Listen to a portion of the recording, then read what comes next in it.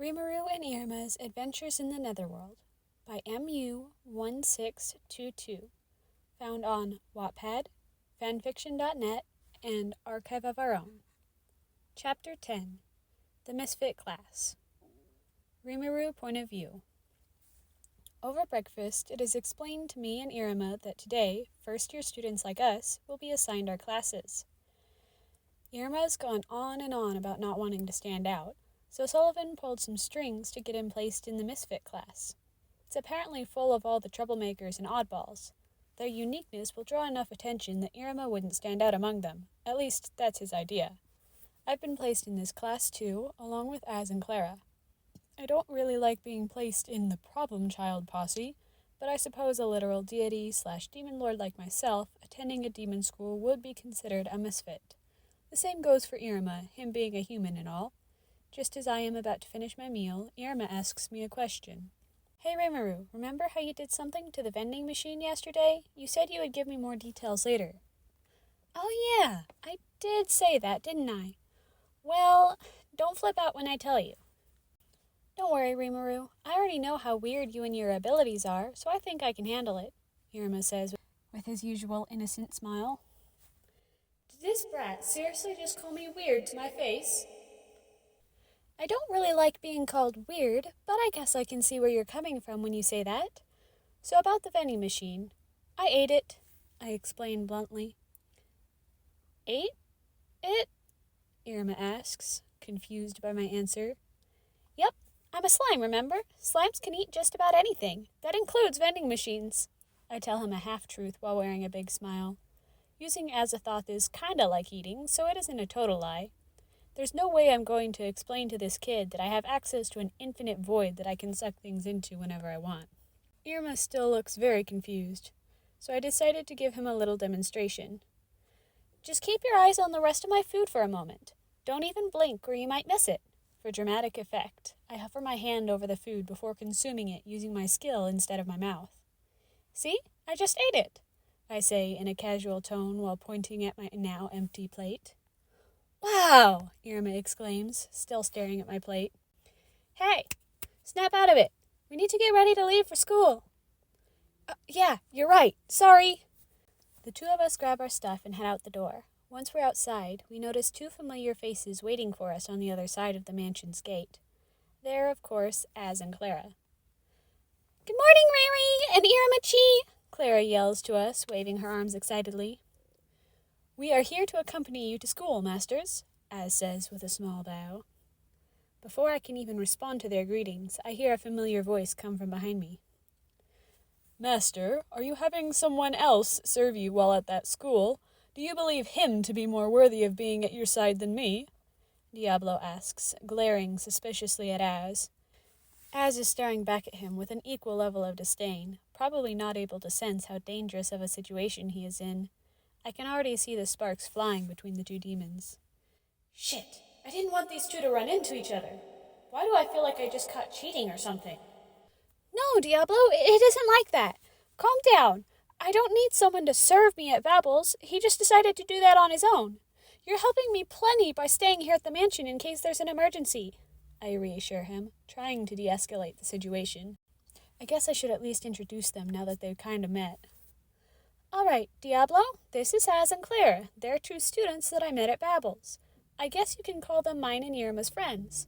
That means no fighting them, so behave yourself, I explained to Diablo. Az, Clara, this is Diablo. He's kind of like my butler, I gesture behind me. Friends? Iruma says, looking startled and conflicted. What's his problem? They're definitely his friends, at least, if maybe not mine. I mostly just said that so Diablo would understand that he needs to treat them properly. Hey, Iruma, do you not think those two are your friends? Because I definitely think they are. What the hell else would they be? I whisper to him. But can humans and demons even be friends?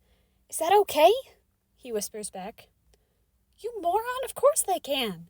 We're all people here, aren't we? There's no problem with a human like you having demons as friends.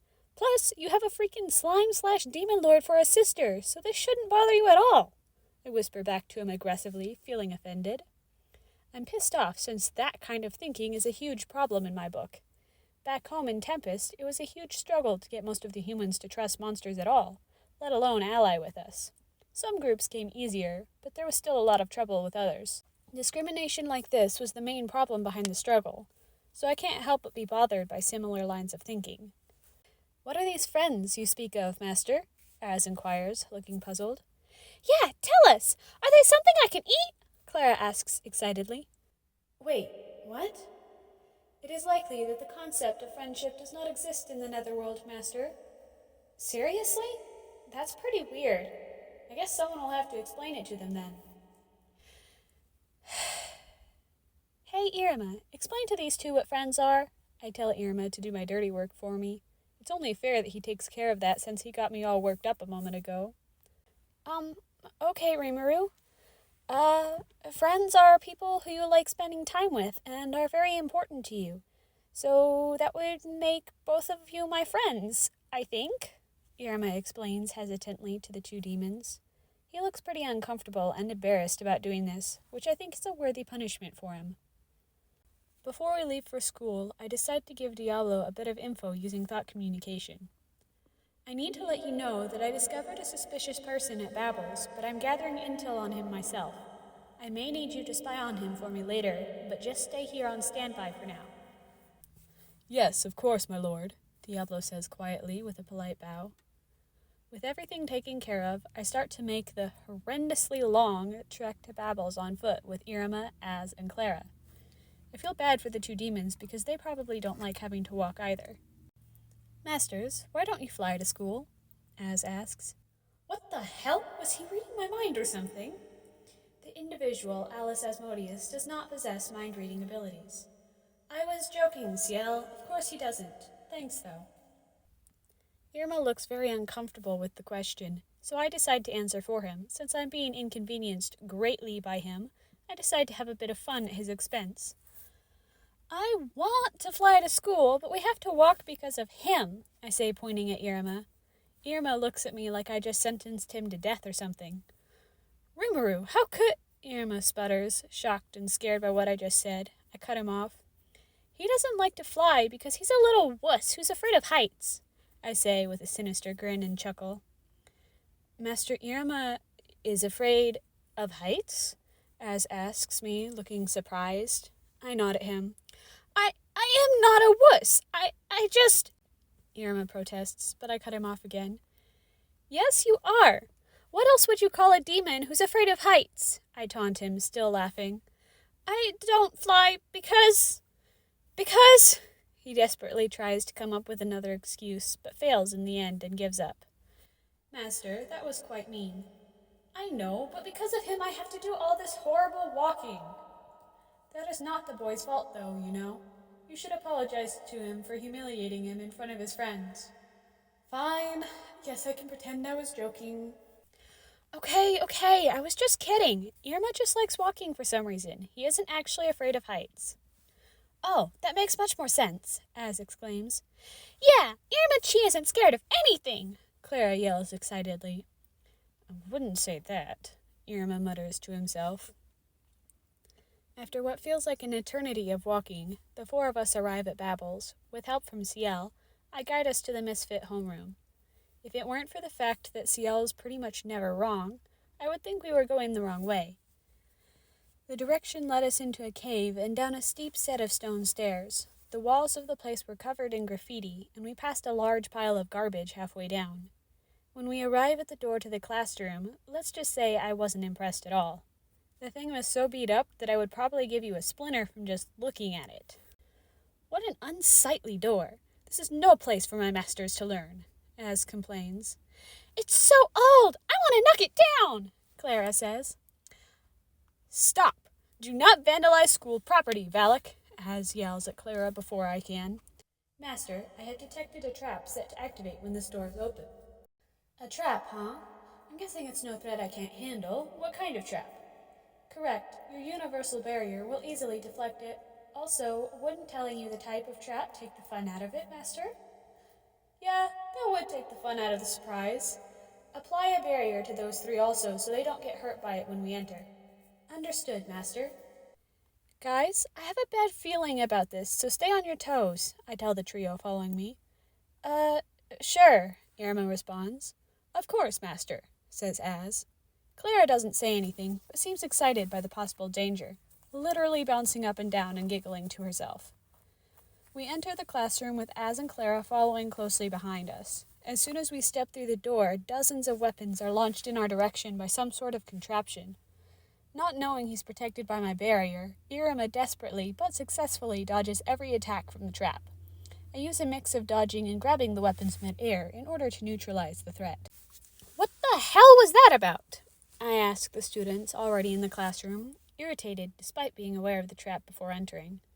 This isn't the first time something like this has happened to me, although last time it was flames instead of weapons that were launched. I noticed one of the students is collecting money from some of the others.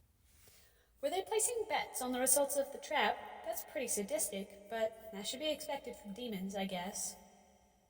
I can't believe you two dodged all of those. You're the only people who managed to do something like that. We did have someone who caught all of them, though. A boy with yellow hair with a black stripe in it says to me, pointing to another student. Caught? How could someone catch that many weapons with only 2 hands? That's why I just dodged some of them.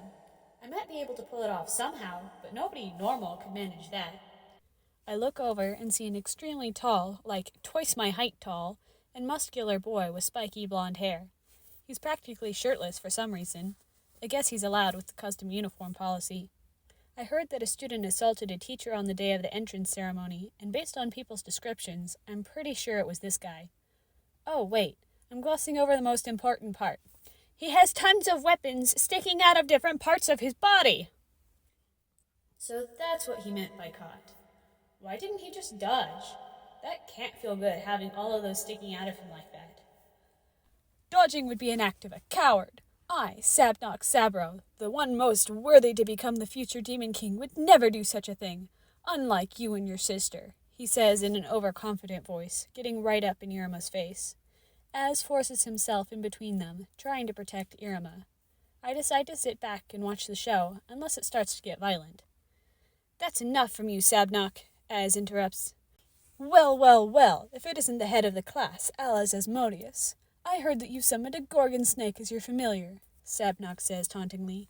Indeed I did, Az responds bluntly, glaring at Sabnock. But I summoned a Kelpie. It has more legs than yours, so it wins, Sabnock announces, with a large grin splitting his face. What kind of absurd reasoning is that? Az spits out, dumbfounded. Of course, the moment you became the Sullivan twins' slave, you lost the right to be my rival, Sabnock says disrespectfully. Who would even want to be your rival? Also, I am not their slave. I am their friend, Az protests. Oh God, why does he have to say embarrassing stuff like that out loud? Both me and Iruma are standing nearby listening. I can tell he's just as embarrassed and uncomfortable as I am right now. Yay, friends! Exclaims Clara. What is that word? What are you talking about? Sabnock says. Let me tell you, Az says. You really don't have to say it out loud. Iruma tries to stop the embarrassing situation. Yeah, Az, please don't, I say to Az, but he doesn't listen. Friends spend time together, sharing both their pain and pleasure from a blood pact of their willingness to die for one another. Why? Why is he turning it into such a big thing? Well, that was awfully dramatic, I say, defeated. Yeah, you could say that again, Iruma agrees. The door to the classroom suddenly opens, and a man enters. The teacher has arrived. Interrupting Az and Sabnock's fight, he blocks the trap by casting some kind of barrier he produced from his hand that stops the weapons midair. Of course, it's the last teacher I could possibly want, Nibirius Caligo, a.k.a. Professor Stick-Up-His-Ass. He growls at the arguing students, then at me for some reason. I guess he holds a grudge or something. Silence! Find your seat at once! Caligo yells at the whole class. I find an open seat and sit down. The shy, petite girl sitting next to me has chin-length, ice-blue hair, close in color to mine, and large circular glasses. She seems familiar somehow. Have I seen her before? Based on her facial features, it's certain that this is the same girl as the Dem doll you noticed in the school newspaper. Wow, really? So she must have been wearing a wig in that photo, then. I better not tell her that I know who she is. She's probably trying to live a double life or something, like in that one American TV show my niece used to make me watch with her in my past life. I'm calling the roll, Calico announces. Pizarro Aguirres. The lazy-looking redhead boy appears to be wearing a sleep mask with eyes on it. Strangely, he's laying on a floating cloud. Aguirres only yawns and responds to Calico calling his name. Alice Asmodeus. Yes, sir. Az stands up and bows. Schneider Ulliker. The kid looks like a lion with a derpy expression. Jazz M. Andro. The boy is leaning back in his chair, wearing a relaxed expression. Wasn't he the one taking money from the students when they made bets earlier? He has short, jagged black hair and red eyes on every finger, including his thumbs. There's a golden ring. He responds with a casual, Yo. Elisabetta Ix. She's a tall, red-eyed, blonde-haired babe dressed in frilly custom uniform with lots of pink and bows.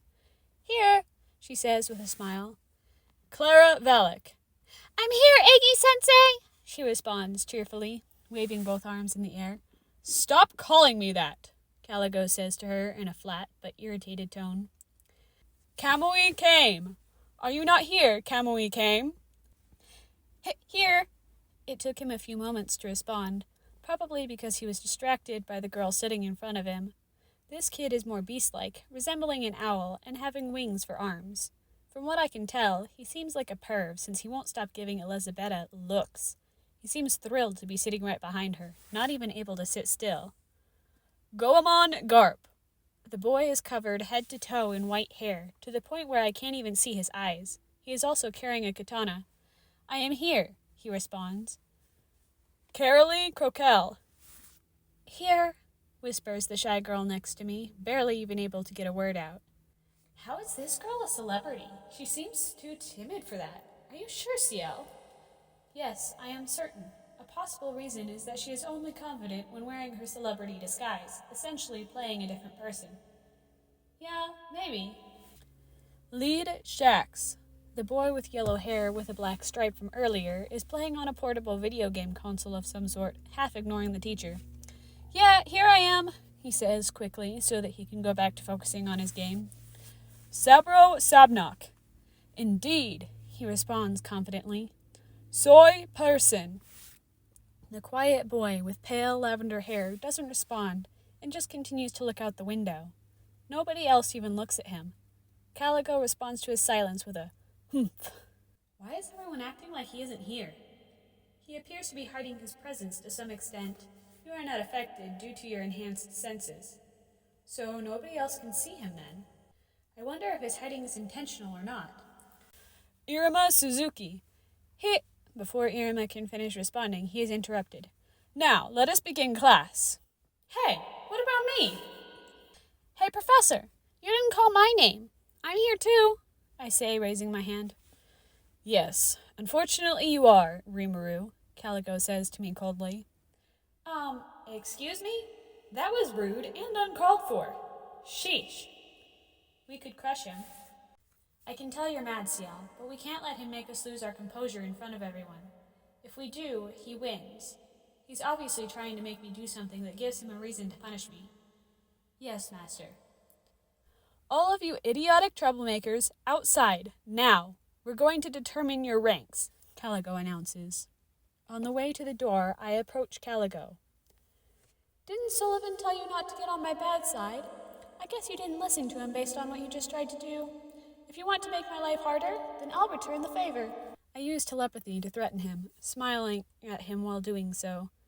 Calico looks at me, eyes wide, as I continue to innocently walk out the classroom door. Yeah, I listened in on his little conversation with Sullivan where he warned Calico not to provoke me and stuff. If he's gonna treat me unfairly, then I'm gonna do my best to make his life harder too. We head outside using some magic tap things that transport us to a platform surrounded by a valley. Calico explains that our ranks will be determined by a combination of our familiar summoning results and this flying race. Our goal is a flag on the other side of the valley. He reluctantly pulls out another cutesy tutorial screen which explains that there are 2 routes to the goal. 1. Warbling Valley. Longer, but much safer. 2. Cutthroat Valley. Shorter, but extremely hazardous. Once the thing is done with its explanation, he smashes it on the ground like last time. He really hates that thing, maybe even more than he hates me. I've already decided to take the more dangerous route, since I know I can handle it. The only way to get through quickly is Cutthroat Valley, Sabnock announces. The only option this year is Warbling Valley, Caligo responds flatly. Hey, why? Sabnock shouts at him, reacting much worse to the ruining of his plan than I am. The Guardian of Cutthroat Valley has been moody lately, Caligo gives him an answer. Guardian? Iruma asks, looking concerned. It's an enormous magical beast that rules over Cutthroat Valley. With how it has been behaving lately, we cannot guarantee your safety if you encounter it. That is why its domain is off limits, Caligo explains to us. I'm going through Cutthroat Valley, otherwise there's no point, Sabnock insists. Why would you say that out loud? What an idiot. If you want to break the rules, don't tell the teacher and your whole class. That's what I'm gonna do, since no beastie is a threat to me. All of you get ready, Caligo demands all of the students, except for Iruma, unfurl their wings. I mimic them by sprouting a set of my own. They are mainly for looks, though, since I can fly perfectly fine without them. We will now begin the flying race. We must win this and show that disrespectful teacher that you are superior. Feeling pretty competitive today, huh, CL? Want to take over so you can have some fun? Yes, Master, I would love that. All right, go ahead and take the wheel. Make sure you win, but do it without teleportation, only flying. I don't want to be accused of cheating, even if I am taking the route we're not supposed to. Understood. Despite all of my practice, I still can't fly as fast as CL can when she's in control. In cases where I want to fly at top speed, I need to let her take over. Plus, she likes doing stuff like this, so I don't mind letting her take control every so often. We share this body, so it's only fair to share it with her a little. Iruma point of view. I watch as all of the other students sprout wings. How am I supposed to participate in a flying race without being able to fly? I look over at Rimuru, desperate for some kind of help with my situation, but there's something strange about her. It isn't the fact that she now has wings that's weird, but her eyes and expression. Her eyes are now bright crimson instead of their normal golden color, and her face is completely expressionless. She normally has some kind of emotion on her face, so the fact that she looks like this is unsettling. What's going on with her? She doesn't feel like the same person somehow. Before I can fully process what's going on, my thoughts are interrupted by the professor's voice. Ready? Go! Caligo says as he brings his raised arm down, signaling the start of the flying race. All of the other students take off, creating a wind that nearly knocks me off the cliff. Just as I regain my balance, I feel a push from behind. Get moving, Caligo says in a cold voice as he shoves me over the edge. I scream, flailing my arms and legs as I free fall towards the jagged rocks below. Rimuru point of view. CL flies us at an absolutely ridiculous speed to the finish, only taking a few seconds at most. We even got there before Caligo, who's using some type of teleport device. CL returns control of my body at this point. Good job, CL. Let's see what his face looks like when he gets here. I'm sure it will be wonderful, Master. Definitely. I sit down, laying against a rock, and put my hands behind my head, striking a relaxed pose with my eyes shut. I lazily open one eye halfway and watch as the teleport tent appears and Caligo steps out. He looks over at me, rubs his eyes, and does a double take. I suppress the urge to laugh at his confusion. You were right. His face is priceless. It surely is. Took you long enough, I say to him, feigning boredom and annoyance, only glancing at him before closing my eyes again. Despite my eyes being closed, I see his expression twist from one of surprise into irritation. How did you... Caligo sputters out. I flew, obviously. It's a flying race, so I thought that was pretty self-evident, I respond casually, still keeping my eyes closed. I sit there for a moment before I realize I forgot about something, or should I say, someone. Shit! Iruma! I forgot about Iruma! I jump, now on my feet. Find him with Universal Detect, CL. I need to help him out since he can't fly. Understood. Hey, Professor. I need to go do something, so I'm going to leave now. Bye! Wait, stop! I don't even give him a chance to answer before I fly off. I get out of his line of sight before teleporting near Iruma's location. Iruma point of view. I'm currently experiencing the horrifying sensation of free-falling, unable to do anything about it. Well, I guess I'm gonna die today. I close my eyes and decide to accept my fate, but my momentum is suddenly stopped by something. Hey, what were you thinking jumping off a cliff like that? You could have been killed, you idiot! A familiar voice scolds me. I cautiously open my eyes. Rimuru? I ask the person holding me in their arms. Who else would I be? Seriously though, why did you jump off that cliff? Rimuru asks me. I didn't jump off. I was pushed by the professor. I assume he doesn't know I can't fly, so he wasn't trying to kill me or anything, though. I respond. Yeah, even though he seems to hate both of us, I doubt he'd try to murder you like that. Let's get you to the finish line now. We can't do it the same way I did the first time, though. First time? You already completed the race? I ask, surprised. Yeah, I backtracked to help you after surprising Calico by arriving before he did. It was hilarious, Rimuru says, laughing to herself. Rimuru maneuvers my body so that I'm hanging onto her back with my arms around her neck. After getting into position, I feel something wrap around me, holding me in place. What is this stuff? I ask, referring to the strange strings holding me down. You could call it a seatbelt. It's made out of thread from one of my skills. I can't have you falling off since I plan on going fast, at least by human standards, she explains. How fast? I ask, concernedly. Don't worry about it. You can handle it, I'm sure. She reassures me without actually answering. She looks over her shoulder at me and gives me a comforting smile. I don't exactly feel comforted by it, though. Here we go. Brace yourself, Iruma, Rimuru says as she suddenly accelerates. It's scary, but I get used to it pretty quickly. I notice we're passing some signs indicating danger ahead. Rimuru, did you notice those signs just now? I ask hesitantly. Yeah, why? They're warning us not to go this way. Yeah, we're gonna go through Cutthroat Valley to save some time. I'm having to fly slowly since your human body can't handle any faster, so we're taking a shortcut, she exclaims. She calls this slow? But the professor said it was off limits. Only because of the Guardian. I'm sure it's nothing I can't handle, she responds confidently. Okay. I really hope she's right about being able to handle it. I know Rimuru's ridiculously strong, but still. Asmodeus' point of view. I'm making good progress in the flying race, despite not seeing Master Iruma or Rimuru since the starting point. I would say things are going smoothly, but I have one problem. Valak has been riding on my back since the beginning of the race and won't let go. Suddenly, I notice another student zip past me. Was that Sabnock? You're slowing down, Az! Valak says, still on my back. I ignore her annoying comments. That fool, I say as I look towards the forbidden path, Cutthroat Valley. Sabnock point of view. I proceed down the only path for those worthy of the Demon King's throne, Cutthroat Valley. I'm not scared of some stupid guardian. If I happen to run into it, I will just slay the beast using one of my weapons created by my bloodline ability.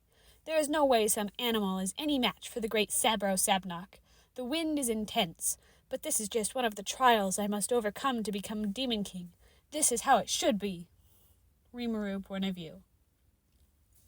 I make my way through Cutthroat Valley with relative ease. Despite the strong winds, as I progress, I begin to hear a strange noise far off in the distance. Is that whimpering? I say, mostly to myself. What?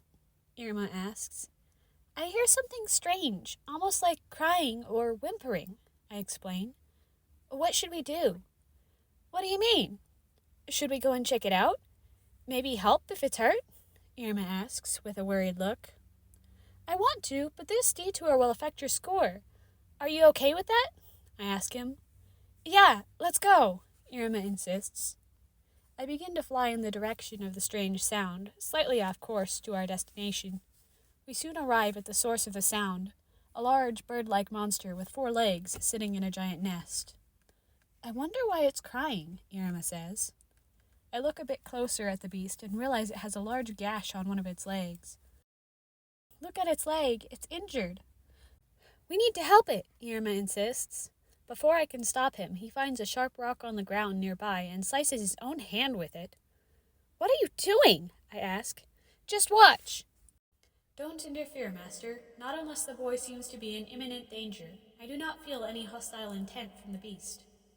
"All right. I'll watch and step in if that thing suddenly decides to attack him." He then wraps his cut hand up with a scrap of fabric he ripped off of his clothes. "So, I want to do this to you, can I?" he says as he walks closer to the creature.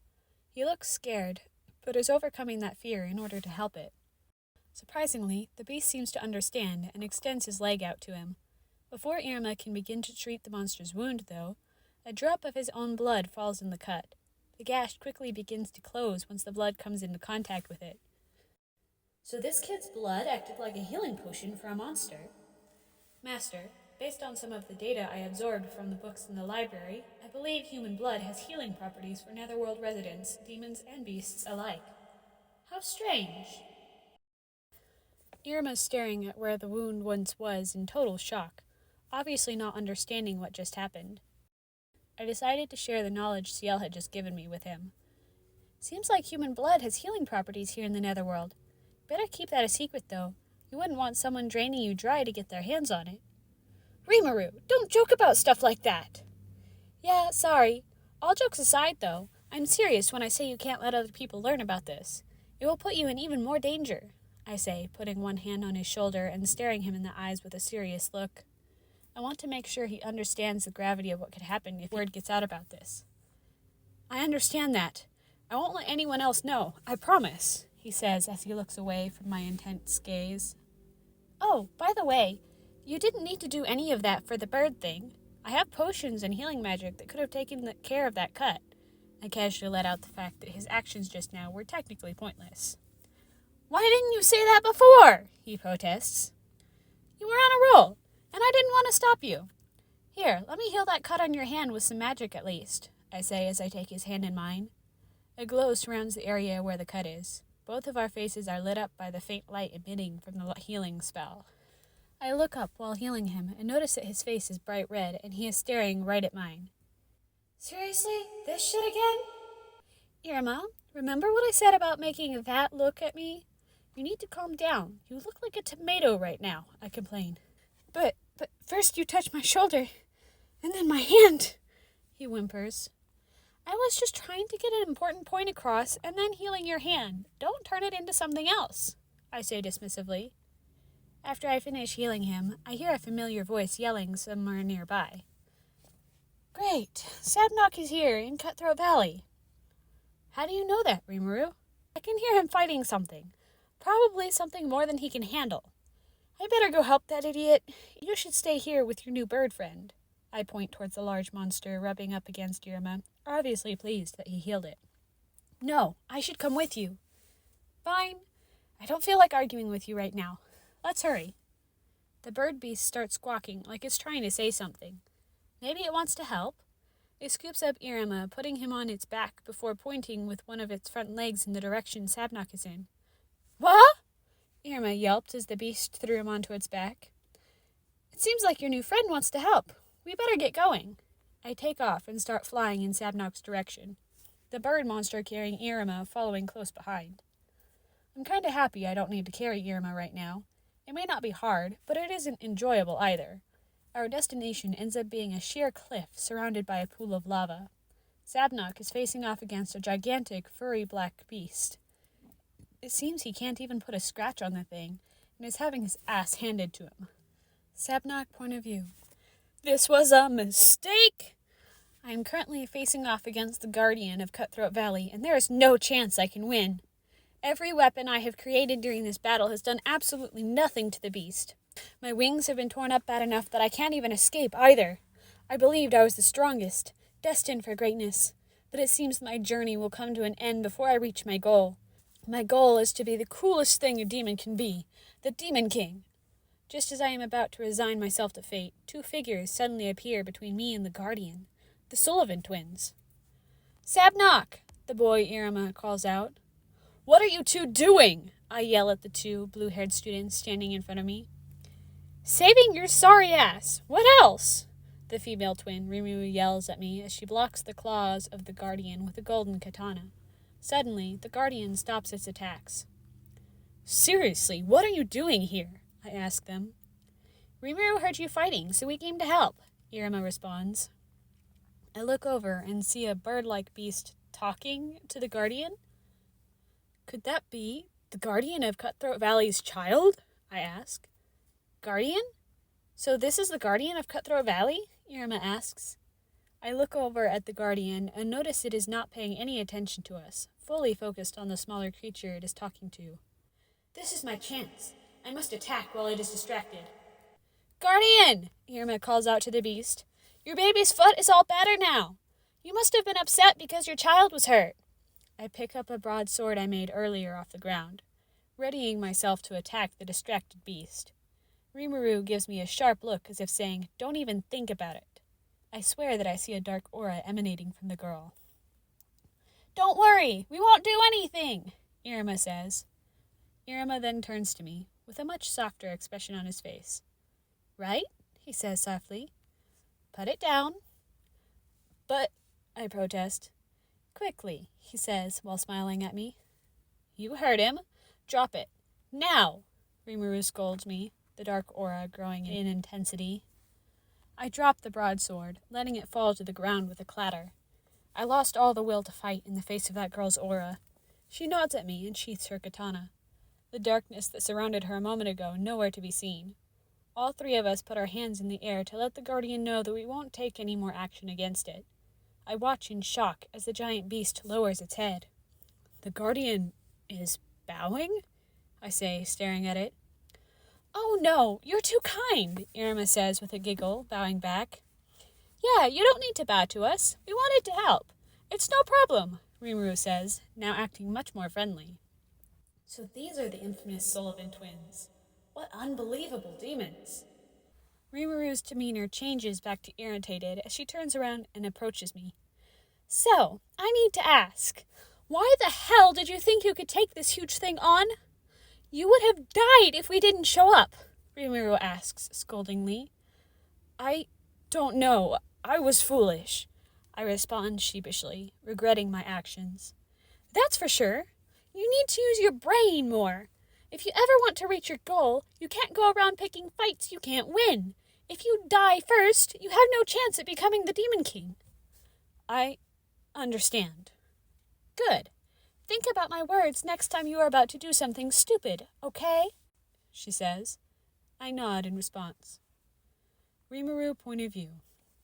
How did it come to this? Relax, Master. We have almost arrived. I'm flying along with one boy under each arm, Iruma and Sabnok. Neither of them can fly because Sabnok's wings are injured, and Iruma never had any to begin with. Rimuru, how are you able to carry me and Iruma at the same time? You must share the secret to your strength with me, Sabnok explains. That's a trade secret, I respond with my generic line for when I don't want to share something with someone. I guess someone should keep their training methods secret from their rival, he says in a disappointed tone. What? Since when was I your rival?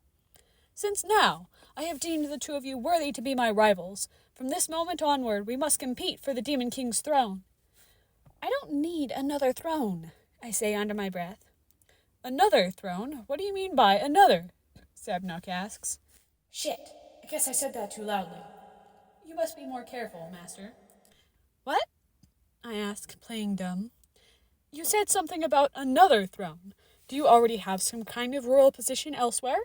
He asks, sounding very curious about the answer. I didn't say anything about a throne. I lie through my teeth. Iruma has been listening to us this entire time and face palms at my response. I shoot him a dirty look since he's wrecking the credibility of my little lie. Sabnok gives me a suspicious look, but drops the subject, realizing that I'm not going to give him a different answer. The rest of our trip is filled with an awkward silence. When we arrive at our destination, we're greeted with surprised looks from all the students and one of anger from the professor. There was also some laughter at the sight of a little girl carrying not just the gigantic Sabnok, but Iruma too at the same time.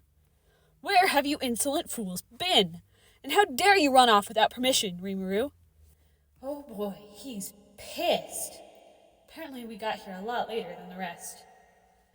I was busy saving this guy's butt from the Guardian of Cutthroat Valley. He would be dead if Iruma and I didn't show up and help, I say before explaining my entire story, minus some unnecessary details, to Caligo and the Misfit class. Sabnock and Iruma end up being shamed for being so late, and I was scolded for running off after reaching the goal. An owl with 3 eyes and a pair of horns descends from the sky and perches on Caligo's arm. This is a rank owl. He was watching and examining your every move. If you put your hand into the pocket on his belly, he'll give you your ranking badge, like this, he explains. Everyone stares at the small golden badge Caligo pulls out with awe. You filth who came in last will be the last to get ranked as well. You suck, Clara says as she pelts small rocks at Sabnock, who is sitting on the ground in the box of shame with Iruma. That should teach you a lesson. Enjoy having everyone laugh and throw rocks at you. Heh, Caligo says with a sinister smile. How spiteful. Also, Rimuru, despite arriving first, you left without permission, so your punishment will be getting ranked with those 2 losers. How dare this lesser creature punish you, Master? It's fine, Ciel. It doesn't even matter. Sure, I say, not caring about the whole ranking thing. All right, line up in a single file, he commands. One by one, each student reaches into the rank owl's pouch and pulls out a badge, when finally it is my turn. I reach my hand in and touch something metal. I grab hold and pull my hand out. I am shocked to find that it is a rank 5 badge. Wait, seriously? The rank owl has acknowledged your greatness, Master. Oh my gosh, she's a he! One student yells. This is almost unheard of. Rank 5 as a first year?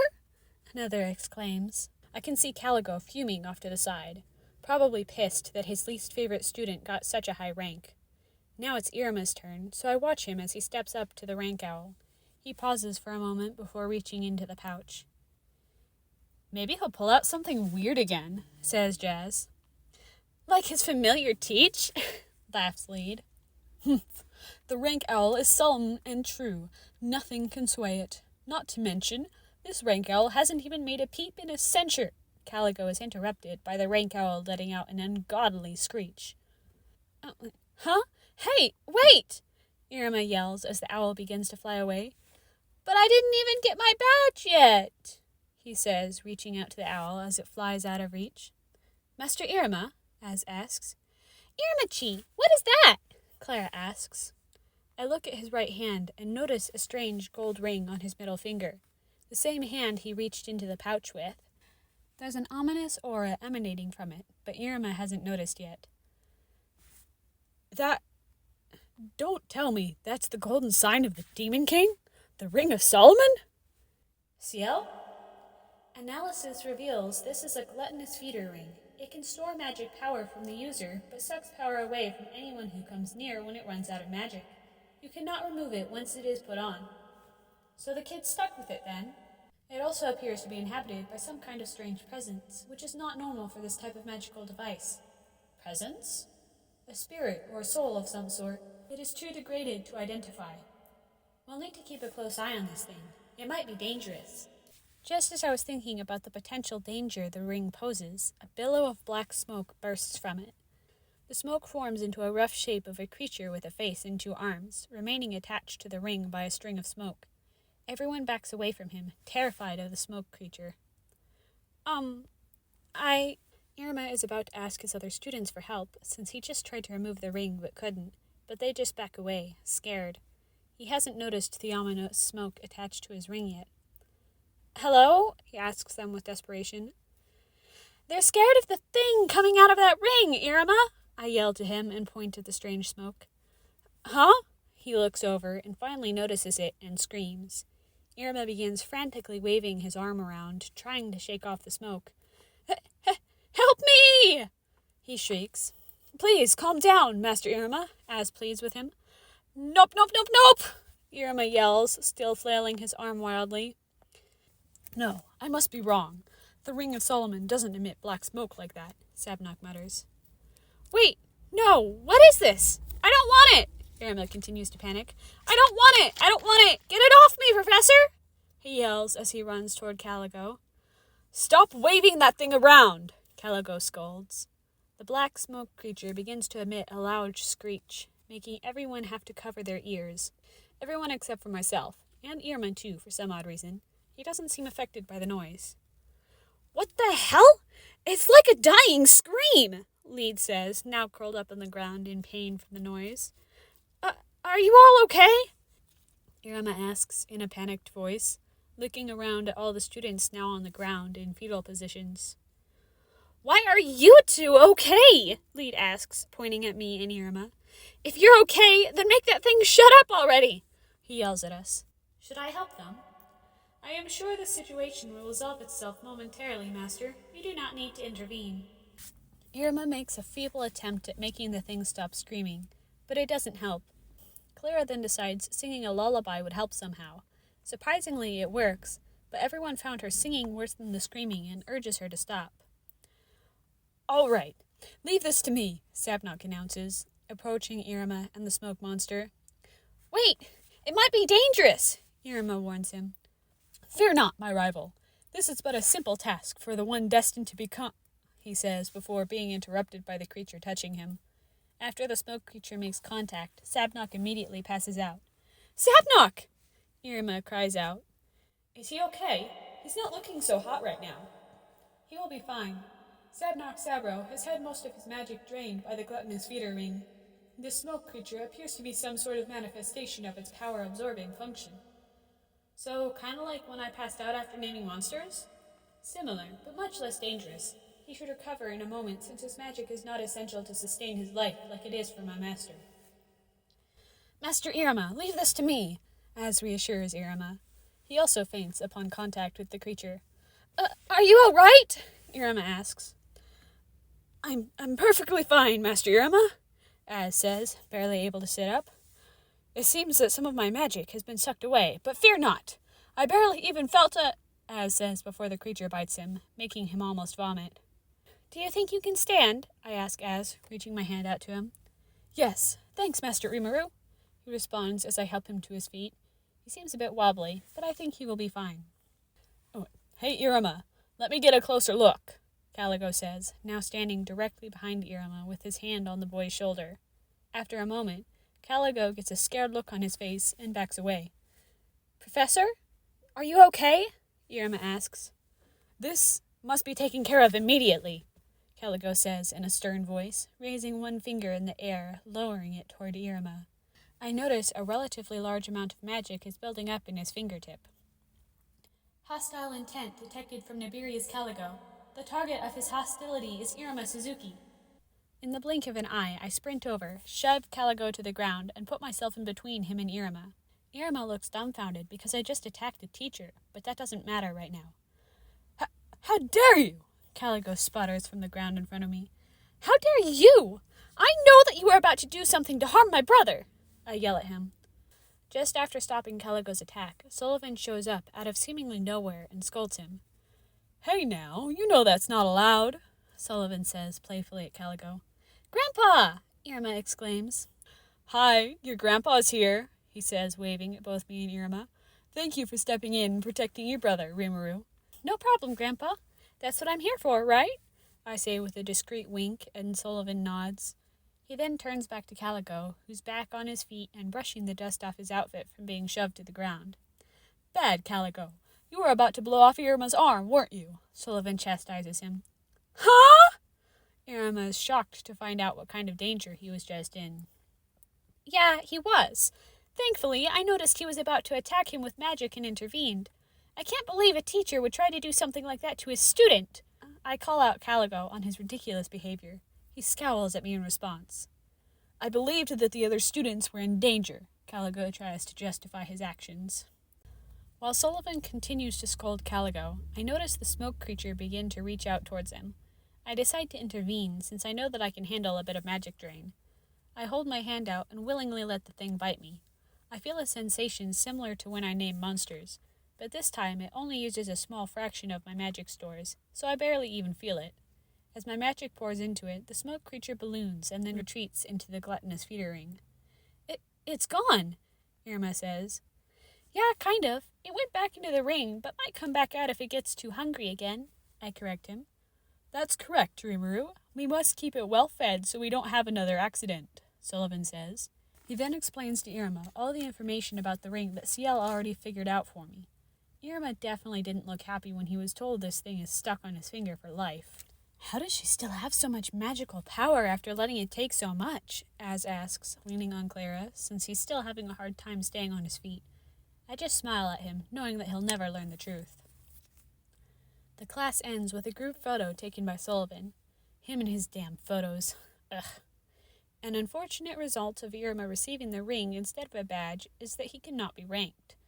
It's decided, since a rank is necessary, that he'll be given the lowest one, Olive. Az was definitely not happy about this, thinking that Iruma should be ranked much higher, but Iruma doesn't seem fazed by it. He's probably thinking a low rank will prevent him from standing out, but he's wrong. The two of us are the center of school attention once again. The school paper claims we conquered the guardian of Cutthroat Valley. It also blamed Iruma for the scream everyone heard and says that he attacked the other students. I got notoriety for shoving Calico to the ground, which is apparently something pretty hard to do, and achieving rank 5 right off the bat as a first year. The hallways are filled with whispers about the infamous Sullivan twins, but Iruma hasn't seemed to have noticed yet. I should let him enjoy this while he can before reality slaps him in the face. Here are the results of the ranking. Rimuru Tempest. He, 5. Alice Asmodeus. Dalit, 4. Clara Valak. Gimel, 3. Jazz M. Andro. Gimel, 3. Carolee Crocal. Bet, 2. Soy Person. Bet, 2. Sabro Sabnock. Bet, 2. Elisabetta Ix. Olive, 1. Schneider Aliker. Olive, 1. Kamui Kame. Olive, 1. Garp Goemon. Olive, 1. Pizarro Aguirres. Olive, 1. Lead Shax. Olive, 1. Irma Suzuki. Olive, 1. And that concludes Chapter 10 of Rimuru and Iruma's Adventures in the Netherworld. Good Lord, I recorded this one in one go.